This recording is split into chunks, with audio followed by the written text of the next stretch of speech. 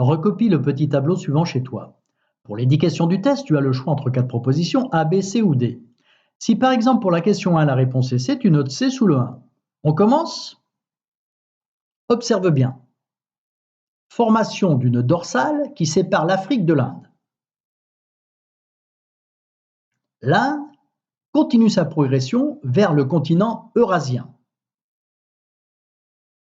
Les sédiments se trouvent piégés entre l'Inde et l'Asie, leur compression forme des îles. À cette époque, on note la présence d'un volcanisme explosif car l'eau de l'océan Téthys permet la formation d'un magma. L'Inde poursuit sa route.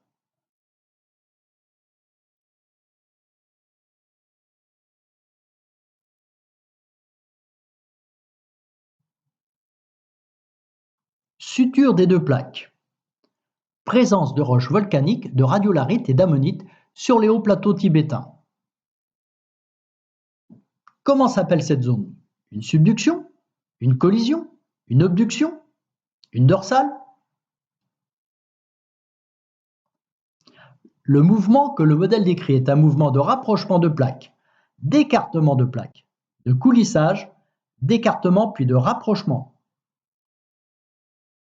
Au niveau de cette zone, la lithosphère continentale rentre en collision avec une autre lithosphère continentale. L'asténosphère passe au-dessus de la lithosphère. Les deux plaques ne se déplacent plus. L'asténosphère plonge sous la lithosphère. Dans cette zone, l'eau permet la formation d'un magma. L'eau empêche la formation d'un magma. Seuls les sédiments permettent la formation d'un magma. L'absence d'eau empêche la formation de magma. Dans cette zone, on retrouve des sédiments marins et des roches volcaniques sur les hauts plateaux tibétains. On ne retrouve pas de sédiments marins sur les hauts plateaux tibétains. On ne retrouve pas de roches volcaniques sur les hauts plateaux tibétains. On retrouve des sédiments marins sur les très hauts sommets de la chaîne de l'Himalaya. La plaque indienne continue sa progression vers la plaque eurasienne. Est bloquée par la plaque eurasienne et ne se déplace plus. S'écarte de la plaque eurasienne, passe au-dessus de la plaque eurasienne. Le modèle peut être localisé dans les Alpes, la cordillère des Andes, le Massif central, le Massif armoricain.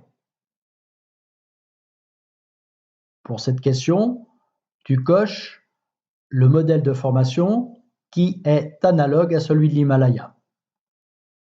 La vitesse de déplacement de la plaque indienne augmente au fur et à mesure que la plaque se rapproche de la plaque eurasiatique, augmente au fur et à mesure que la plaque s'éloigne de la plaque eurasiatique, diminue au fur et à mesure que la plaque s'éloigne de la plaque eurasiatique, diminue au fur et à mesure que la plaque se rapproche de la plaque eurasiatique. Dans cette coupe schématique, on a représenté, au niveau du point d'interrogation, l'océan Téthys, l'océan Atlantique, l'océan Indien, l'océan Pacifique. Quel est le mot résumé? La disparition par d'un océan sous un continent peut amener deux continents en contact. Les continents de peu élevés par rapport à un océan ne peuvent pas dans le manteau et donc rentrent en collision. Ces affrontements engendrent des grandes chaînes de montagnes comme l'Himalaya. On parle de zone 2. A. 1 subduction, 2 densité, 3 collisions, 4 plongées. B.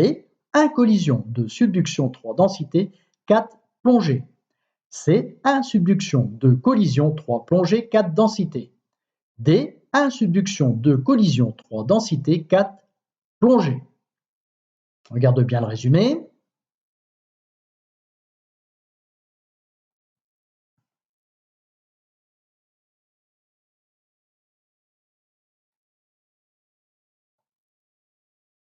As-tu obtenu le score maximum?